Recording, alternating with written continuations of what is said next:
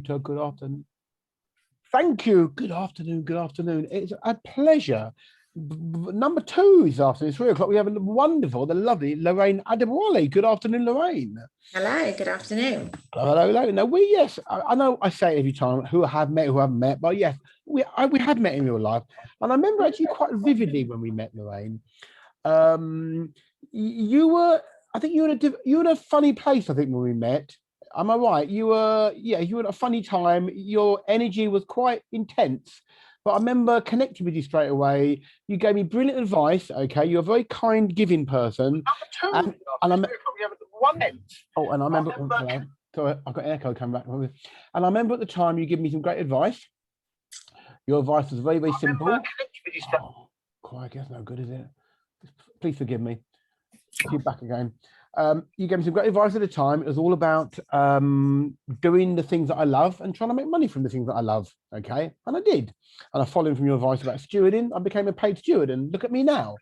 So I said we have met, and I do appreciate your advice. So it's a pleasure to meet you. So, Lorraine, can I ask you, first of all, if you don't mind me asking you, can I ask you about your networking journey to date? What networking means to you, and how did you get involved in Zoco? Oh, sure. So networking to me, I believe, is around communication and collaboration, supporting one another, lifting one another up, and being a general source of encouragement for one another. And if that then translates to kind of some really cool connections, then great. And that should in turn lead to business or whatever the intended business networking, of course, should lead to business, right? But there's other meanings and other outcomes for networking, of course, as well. So my journey, I started networking. When did I start networking? I started networking about 10 years ago, probably, when I was looking to segue from being a creative facilitator, which all kind of works just from one project to the next. You meet people, it grows very organically. And then lots of people were asking me about public speaking, and I wanted to segue specifically into public speaking for businesses. And so someone suggested I went networking, and so I did, loved it. And then met you along that road, and decided to join Zoco when you were killing it on LinkedIn, absolutely killing it, splashing your name about all over the place, totally on fire for something that you truly and passionately believed in. And I had loved coming to your groups before, so I knew that you would be running an awesome show again. So I was like, yeah, sure, why not jump on the train? Thank you. And that's a big thing for you, isn't it? About doing what you're passionate about, doing what you love. Yeah, absolutely. Yeah. And so Lorraine has very, very kindly sent me the question. The whole idea this Monday afternoon is to get to know the Zoco members better. And the intention is for them to send me the questions that they always ask, those frequently asked questions about the industry or profession. And Lorraine has sent me some fantastic questions, all very detailed. And in some way, each question could take half an hour to answer. They could indeed. So maybe you could pick some of your favorites. Exactly. But first, on your LinkedIn profile, you say creatives mentor. Okay, so why creatives in particular? So creatives have got a specific mindset, and we either are a convergent thinker or a divergent thinker, which means either you think in lots and love variety, love diversity, want change, are excited by lots of different things and have got multiple passions, or you're more of a convergent thinker, which means you're more interested in focused, detail-oriented work, that you'll go with one career path all the time. I often use this example, and I have permission from my husband to use this example, that my husband is a convergent thinker, so he's straight down the line, has always known exactly what he's wanted to do, he's pursued radiography right from the very beginning, and he's gone deeper and deeper and deeper into that field. So he started off as a generalist, then he went into kind of MRI, then you know, now he's drilled down further into AI and MRI and lots of fancy letters. Whereas I on the other hand have had, you know, like I believe they call it a portfolio career, where I've done, you know, tons of different jobs, tons of different businesses, and for a long time wasn't quite sure how that all fit together into one unified vision. And yeah, I'm not the beautiful Justine is on the call, and I know we've spoken a little bit about how we can unify the vision so that we don't feel like we're kind of torn all over the place. And so for me, creatives really embody that, and I think there's a special set of challenges that come with creatives, and entrepreneurship by extension of that often have similar struggles. Well, excellent. Well, and when it comes to portfolio career, I don't think being a Father Christmas, a steward, and running a networking organisation, you can't get more portfolio than that, can you, frankly? You cannot, no. You cannot, no. Anyway, so yeah, so great questions, okay? All of them are brilliant. Okay, let's start. Don't forget your insurance business too, Nick. Indeed. Well, yes, we'll talk about that another time. So how can I stop myself procrastinating? Is it possible? Absolutely is possible to stop yourself from procrastinating. And I would say with a lot of these questions, the key to getting it right, how to get to stopping it, is to understand what's at the heart of it in the first place. And usually with a lot of these problems, the root will either be that you're not clear on what you want, or you're scared in some way. Fear, confidence and clarity are often at the root of pretty much any behavioural issue. So to solve whatever it is that you know, there are some practical tips that come along the way, but for me, always, if you address the mindset first, then the strategy kind of falls into place. There's some stats around 80% mindset to any challenge. It's 80% mindset and 20% strategy, and if you address it in that order, then you're coming from a really strong position. Oh, excellent. Okay. I mean, you know, how do I overcome overwhelm? I mean, we all suffer it sometimes. We have a to-do list. Someone mentioned this morning that they write a too long a to-do list, and then they get overwhelmed by the to-do list. So how does one overcome overwhelm? So overwhelm is very much to do with too much. And as entrepreneurs, often we're over deliverers, we're over givers. we like to take on, as I said, particularly entrepreneurs like to take on lots of different things, and we're wearing lots of different hats all at the same time, right? So, you know, you are when you're starting out, maybe you're the accountant, you're the marketing and the sales director, you're the whatever it is that you're doing, you know, you're the artist or the fitness instructor or the, you know, the networking head honcho himself, and so it is really, really easy to get overwhelmed with that. And if you can work out what connects all the dots and narrow them down and simplify, then that is going to really, really help stop with the overwhelm. So for example, I break my business down into sharing, serving and sustaining. And everything falls into those three categories. We can only ever handle, I believe it's 5 plus or minus 2. So you can, 3 is a good number to work with, 7 is the absolute max. And if you have any more than going on at any one more, what am I trying to say? You have any more going on at any one time, then your brain will be overwhelmed, and it will just kind of form an analysis paralysis, such as like, oh, it's doing the headlights. So the key to that is limiting your decisions, narrowing it down, simplifying and focusing. Okay, a question jumped out at me here. I love this question. It's not about the money, but I need to live. Should I go and get a job? Yikes. So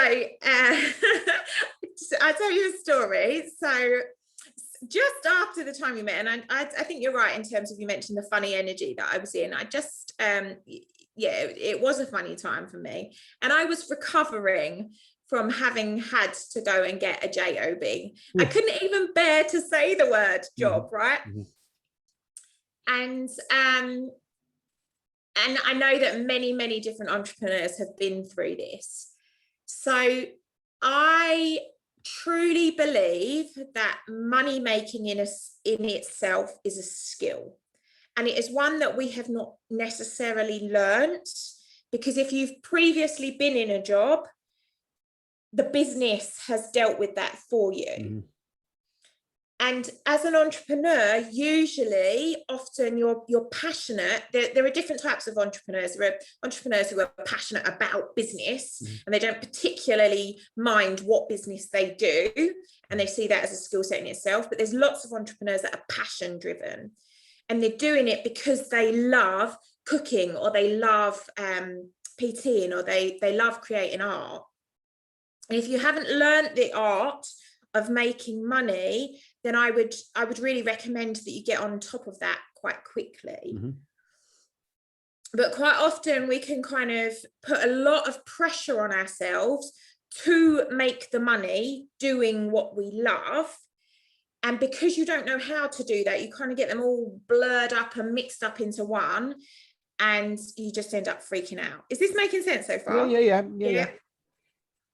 So often by getting a job, you're kind of separating those skills out. You're like, okay, I've got the job. I'm going to look after my finances, because coming from a place of like being broke is not going to inspire you to be the best at what you can be. And it's putting you in a really empowered position where you're not reliant on your clients, particularly in a sales context, right? People can pick up on all sorts of subconscious, tiny little things, where if you're going, God, I really need this, please say yes, I haven't got any money in the bank. That obviously isn't gonna, set the best chances, set the best scene for a sale. If you can make money elsewhere, like, if you've got a trust fund, or you've won the lottery, or you've got really generous family who are happy to kind of, sponsor you and fund you, or you've got really cool I've got some really cool creative fundraising strategies myself. Hashtag, come see me. Then that might not be necessary. But I think quite often people associate failure with having to go and get a job. And I just want to declare it for everyone. If that's a necessity and it's a need, go for it. Yeah, absolutely go for it. Yeah, good. I mean, good word. As I said, no, I've told my story. So I worked now for over 40 years. I only had a job actually for 12 weeks, and it clearly wasn't for me. I was ceremoniously dumped and shown off the premises after 12 weeks. Well, quite a bit of a shock, I tell you. So clearly not for me. Can I please add in though that a lot of the reason why people aren't making the money is because they don't, like, no one's ever shown them how, right? And if you've got the right strategy and you've kind of got the right numbers, and you know what you're putting in, you've got all the facts and the figures. Quite often we shy away from data, and I'm really into data and targets and everything else, despite being a creative. And whoever it is, whether it's me, there's hundreds of people. There's so much support in networking, and you just need to know your numbers and get on top of those numbers, and then you wouldn't need to go and get a job, because you'd just be rocking it, right? Makes sense to me. Yeah. Another great question. My family don't get it. How can I get them on board? Oh my goodness, right? So society has set us up that we go to school and we get good grades, we go to uni, we get a good job. And this idea that, you're going to set up your own business, what? Crazy. Are you crazy? Exactly. And that's okay. I think we start with forgiving whoever it is that doesn't get it and reassuring them. And I really want to put the caveat in that if you are working from your bedroom, for example, then understandably, sometimes your parents or your boyfriend or your husband or your wife or whoever is going to take a little bit of a skepticism and a cynicism about that, right? If you're just like come in and go in and not taking your business as seriously as perhaps you should, and then wondering why your family don't get it. And that's a very different kind of kettle of fish. But how you can get them on board is get the results. Go out and believe in yourself. And I say this with all heart, right? If you haven't got enough belief in yourself at the moment, take mine. I believe in you. If you're watching this call, right? I believe in you. And go off that belief. You do not need their belief in you. You have to have your own belief.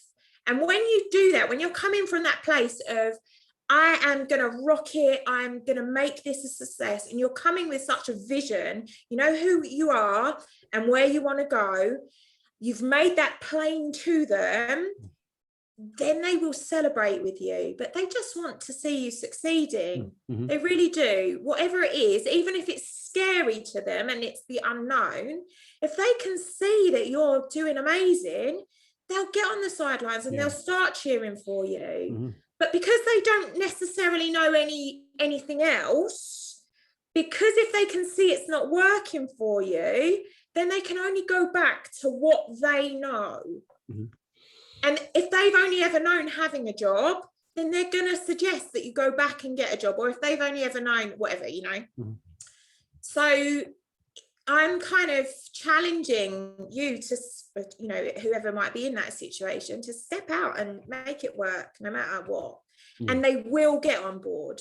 And in the meantime, just love them and forgive them and, you know, and enjoy their company. Well, I know how to explain again about Zoco to my mum again yesterday, in fact. I wasn't quite sure what it's all about, even though I've explained to her about 100 times. So yeah, it does take time. I understand that. Your mum rocks, though, Nick. Your mum totally rocks. She does. She certainly does. But you know, she's 87 nearly. So you know, the whole online networking world is alien to her. You know, absolutely alien to her. She doesn't need to get it anyway, but she can just watch you enjoy it and flourish and thrive, and you can welcome her. Exactly. She was a bit grumpy this morning after the football. She was. Who knew my mum was saying the football, but not a happy bunny this morning, I tell you. So you got here. Everyone telling me to focus on one thing, but I like doing lots of different things. You mentioned this earlier. What should I do?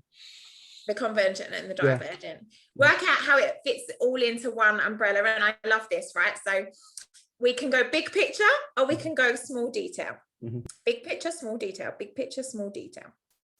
And to get the focus, you take your big picture and then you zoom in to that one small part of that picture and focus on that. And then you can widen out and you can widen out and you can widen out. And divergent thinkers will always start with like loads and loads, like really big picture. And then they're like, our challenge is to narrow down and zoom in. And convergent thinkers will start with that one, and their challenge will be to go out and out and out, right? And so as long as you've kind of got them moving nicely in and out and in and out, you can choose where you focus and where you know, what you choose to zoom in on. Does that make sense? Yeah.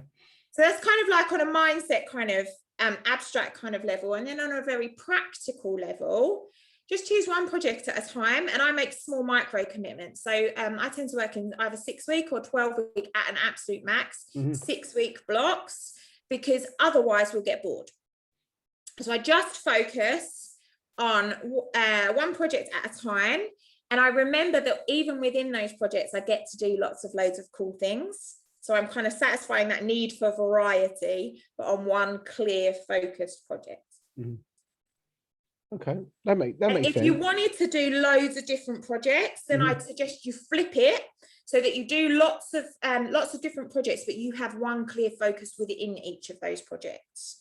So rather than trying to be everything in all of the projects, you have one clear focus in each of those projects. Does that make sense? Yeah. Like if you were really, really, really attached to doing all of the things. You mentioned about creatives. I mean, when you say you use the word creative, what do we? I mean, I think I know. I've heard you talk before. But who are these creatives? I mean, what industries are you talking about when it comes to creatives? If I can let you in on a little secret, Nick. Go for it. We're all creative. Okay. No one is not creative, right? We both have a right side of the brain and we both have a left side of the brain. So yeah, everyone is creative. But in terms of drilling it down for the sake of, ideal clients and things like that, the people I tend to work with are kind of artists and videographers, musicians, performers, dancers.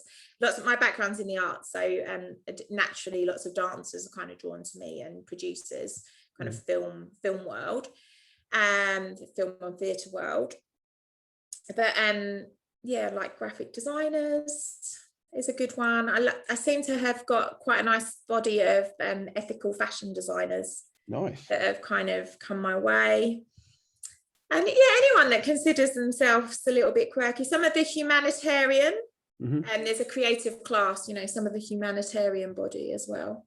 Nice. Like lawyers, solicitors, anyone that wants to help people. Okay, that sounds good.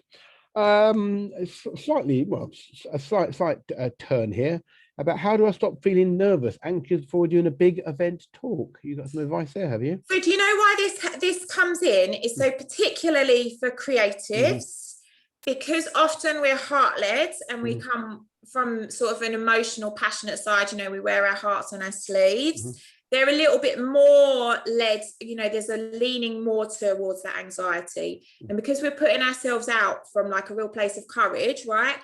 We are the people that have stepped out from society and are doing our own thing and are paving the way. Because it hasn't necessarily been done before, there's more uncertainty in that world, and that makes you a bit more anxious. Does that kind of make sense? Yeah. Yeah. So that's why often that is a question that people come to me with, is because they've got all these different thoughts, all these different ideas, they're all fighting with one another, and it's creating a level of anxiety in them. So the best way of overcoming it, and let's give the example of speaking publicly, because that is one of the ones that's above death, isn't it? Like people say that if at a funeral they'd rather be in the coffin than giving the eulogy. That the best way to overcome it is to detach from it as best you can. So step back from the situation and try and kind of view it from a distance. If you actually imagine yourself looking at yourself down from above, that's a really cool visioning technique that you can use. But yeah, separate yourself from it, give yourself a little bit of distance. Breathing is the most powerful tool you can use in the world. It is free. I know we're all a bit up for free. And it's something, we do automatically, but if you do it with real focus and real intention, that's an amazing physical tip for you to do. And then the last one, I do love a good reframe. So whatever it is you think might be at the root, like whatever it is that's making you feel a bit anxious, let's say, you think everyone in the room is going to be judging you, you can just flip that on its head and be like, do you know what? I think everyone in the room is going to be on my side. They're really up, they're really lovely people. Yeah. It probably comes as no surprise to you that I now love any opportunity. I could be with 100 strangers. They say we need someone to do a talk about so and so. I'm there. I love it. Yeah. I'm just a massive show off, obviously. You're a natural, Nick. It's taken me a long time. I certainly wasn't. As I understand with the child, I certainly haven't. But no, I love it. I love it. This is a great question. How can I put myself out there without feeling pushy? I mean, we're all selling, we're all connecting, we're all got businesses, and we don't want to seem to be greedy, pushy, needy, whatever. So you got any tips in that direction? Yes, Nick, have you got a pen? Write this down. Write it down. Selling is serving. All right, yep. Okay. Selling is serving. Yep. And when you're coming at it from that place, everything else kind of follows nicely. None of us like the idea of, I've got a poem about it, I might post it in a live another time, but none of us like the idea of the PPI guy. The industry in itself has done us a lot of damage, right? We've had some sales forced down our throats at some point. But if you come from a place of serving and making it about the other people, you know you've got something really beautiful to offer. I've heard it said before, you know, if you have the cure to cancer and you're like, oh no, but I don't want to tell anyone about it because I don't want to be seen as pushy. How many people are you letting die, right? Yeah. And I truly believe that we all have our own version of the cure of cancer in us, you know, like my coaching and my consultancy, my mentoring. I truly believe that is changing lives, that's transforming businesses, it's making the world a better place. You know, one of the nursery providers that I work with, she's got such a beautiful nursery setting. She sets these kids up for success for life. And she's doing the world an injustice by not getting herself out there and simply inviting people, offering them. We're not, you know, we're not saying you must work with us, whether it's right for you or not. We're saying, hey, I'm just curious to know whether it might be a good fit for you. If it is, fantastic. And if it's not, that's cool. I know someone down the road who might be able to help. Would you like me to connect them? And how can people find you or connect with you? I mean, what's the best, easiest way to work with you or talk to you? Facebook me is the easiest way of connecting with me. I believe I am the only Lorraine Adebowale on Facebook, so you can just search it. Nice Nigerian surname, in case anyone's wondering. My hubby is Nigerian. So I am also on LinkedIn, but those are the best ways of connecting with me. Okay, Facebook. I know that you put up you did some work with three of the Zoco members recently. Do you have any more offers, challenges, stuff coming up? Do I have some more bits coming up? If you connect with me personally, I can let you know, because they change quite often. I've got various exciting bits. I've got a celebration of the fact that this week we can celebrate together. I'm now a certified NLP practitioner. Excellent. Which is really, oh my goodness, it's like mind-blowing. It's amazing. Freedom day ahead. Well, let's bring Justine back into the room. So, hello, Justine Hales. Thank you for joining us. Do you have any questions, Justine? Well, first of all, congratulations on your latest certification. I don't know if that adds to being a portfolio career person. it deepens and intensifies. The experience.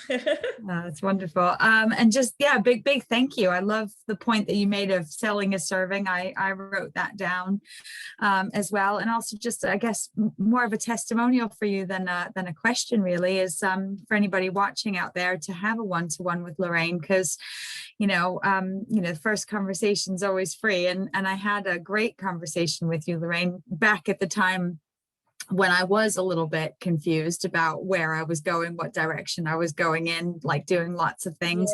And you really did help me to kind of hone in that idea of the umbrella business, which is what I'm working towards now. So just a big thank you for that advice and that support. And thank you for believing in me. My pleasure. You're totally rocking it. Totally. Good. Well, that's wonderful. Thank you. I will thank you so much for joining me, Lorraine. As I know we had a bit of a mix up on the time, but thank you so much for joining us. As I said, I did. I remember distinctly when we met, and I remember your energy was. I was definitely drawn to you. Definitely very intense about you, but very kind, very kind energy. It was a very let me help you, come towards me, let me help you energy. Okay, and I really appreciate that. I remember the venue. I remember exactly where we were. I tell you. So it was. So thank you for joining me this afternoon. I really do appreciate it. Thank you so much. Okay. Let me stop that.